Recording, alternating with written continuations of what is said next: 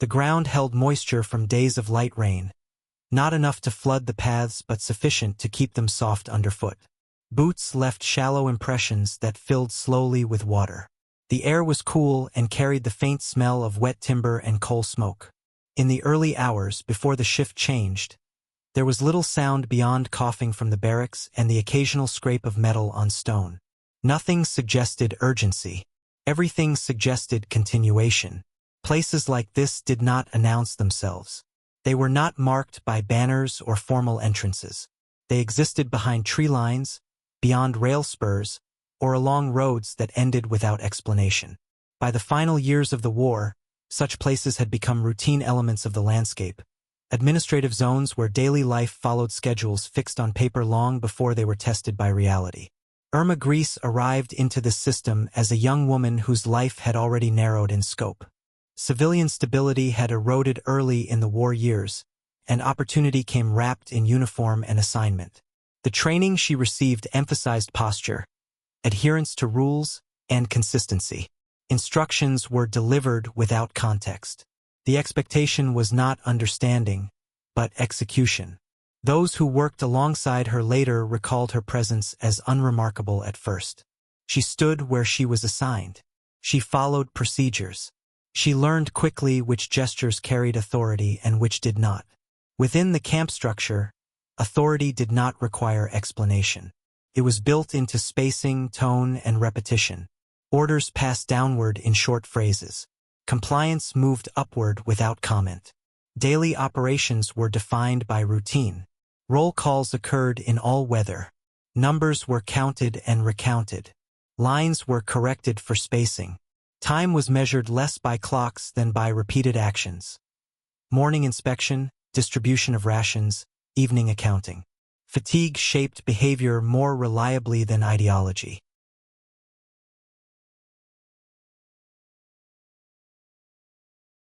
People learned to conserve movement, speech, and attention. The crimes later attributed to Grese did not occur in isolation from this structure.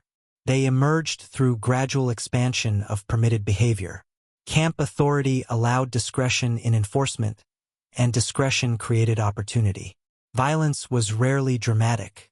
It occurred through repetition, small acts that accumulated, often unrecorded until survivors later described them. Witnesses spoke of tone before action, of proximity, of how certain guards lingered longer than required. These details mattered because they marked the difference between procedure and choice. Grese's conduct, according to multiple testimonies, crossed that line repeatedly. She used authority not only to enforce order but to impose suffering beyond instruction. Within the camp system, such behavior did not immediately trigger correction. Oversight was inconsistent. Reporting mechanisms prioritized efficiency and output rather than treatment.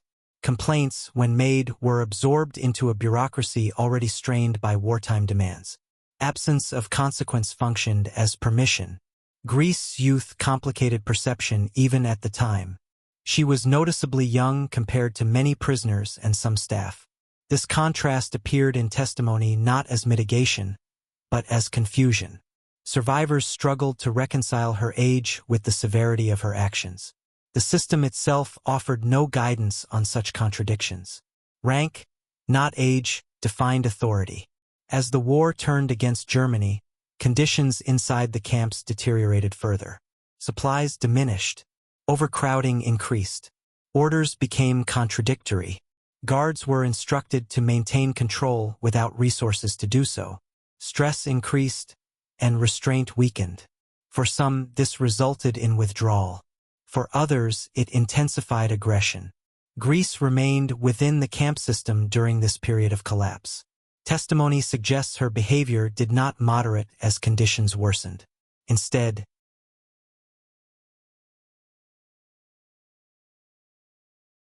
authority became more overt, less constrained by formality.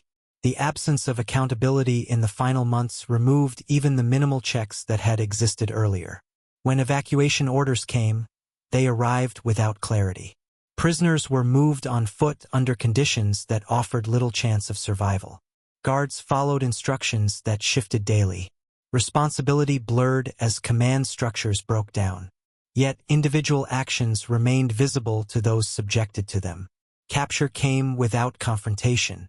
Allied units encountered camps and evacuation columns as they advanced.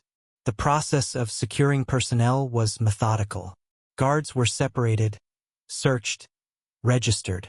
Former authority dissolved immediately. Uniforms no longer conveyed protection. Names replaced ranks. Greece was taken into custody alongside others whose roles had varied in degree but shared common location. Detention introduced a different kind of routine: registration numbers, scheduled questioning, controlled movement. Silence replaced command. Those detained waited without knowing how they would be categorized. Interrogations followed standardized formats. Investigators asked for service history, assignments, knowledge of camp operations. Questions were repeated across sessions to test consistency. Emotional displays were noted but not encouraged. What mattered was documentation and corroboration. Survivor testimony became central. Statements were collected in environments that offered relative safety but little comfort. Many survivors struggled to translate memory into language acceptable to legal process. Details emerged unevenly, sometimes precise, sometimes fragmented. Patterns, rather than single incidents, formed the basis of accusation. The trial unfolded in a restrained setting. The courtroom emphasized order rather than spectacle. Translation slowed proceedings. Judges listened without visible reaction. The accused stood for long periods, hands at their sides, responding only. When addressed, there were no speeches, only questions and answers. Greece's demeanor during the trial was noted repeatedly. Observers described it as controlled, occasionally detached. Interpretation varied. Some saw defiance. Others saw immaturity or emotional limitation. The court did not speculate. It evaluated evidence. The verdict rested on cumulative testimony. Individual acts were weighed alongside the pattern they formed. Responsibility was assigned within the framework available to the court, which focused on personal conduct rather than systemic analysis. The sentence followed legal precedent established for camp crimes. Execution, when it occurred, followed procedure. Documentation from the period describes it briefly. There was no ceremony beyond regulation. The event concluded an administrative process that had begun with arrest and moved steadily toward resolution. In the years that followed, Irma Grese's name appeared frequently in survivor memoirs and early historical accounts. These references emphasized cruelty and personal responsibility. Later scholarship expanded the lens, situating her actions within a broader system designed to normalize violence through routine. This shift in perspective did not erase individual guilt, but it altered the questions historians asked. Rather than "why did she do this?" inquiry moved toward "how was this behavior enabled, repeated, and unchallenged?" Greece became a case study rather than a singular aberration. Public memory simplified where scholarship complicated. Media representations often emphasized youth and brutality, framing her as an exception rather than a product. Such portrayals satisfied a need for clear figures of blame but obscured the administrative nature of the crimes. For survivors, memory remained specific. Names mattered because they attached to lived experience. The passage of time did not dilute those associations. What changed was context, the language available to describe what had occurred.